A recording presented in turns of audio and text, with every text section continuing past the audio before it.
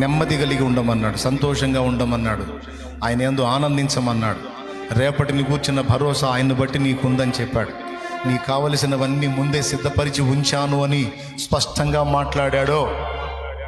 Doubt పెట్టుకుంటావా, నమ్ముతావా? Right. రెండవది, నీకు అన్యాయం చెయ్యను అనే మాట కూడా మాట్లాడాడు. ఏదైనా నేను అనుమతించాను నీ లైఫ్లో అంటే దానిలో సంపూర్ణ న్యాయం ఉంటుందని నమ్మి స్తుతించటమే నీ పని. దావీదంటాడు, దేవా, తీర్పు తీర్చున్నప్పుడు నీవు నిర్మలుడుగా కనపడదు, నువ్వు అన్యాయస్తుడవు కావయ్యా,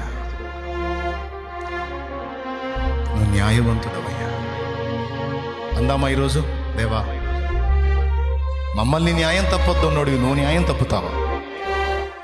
న్యాయం తప్పి మాకు అన్యాయం చెయ్యని దేవుడు, అనంత జ్ఞానివి. నీ కార్యాలు కొంత మాకు అర్థం కాకపోవచ్చు, కానీ అర్థం కానంత మాత్రం అవి పిచ్చివి కావు, వెర్రివి కావు.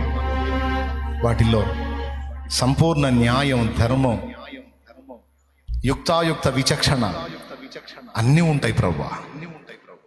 త్వరపడి పొరపాటుగా అనుకున్నందుకు క్షమించు. ఇంకా అధైర్యం లేదు, అన్యాయం లేదు, నీ వైపు చూస్తూ ధైర్యంగా సంతోషంగా ముందుకు సాగుతా. నా మంచి తండ్రి, నీకు వందనాలంటూ స్తుతిద్దామా దేవుణ్ణి? రెండు చేతులు ఎత్తి స్తోత్రాలు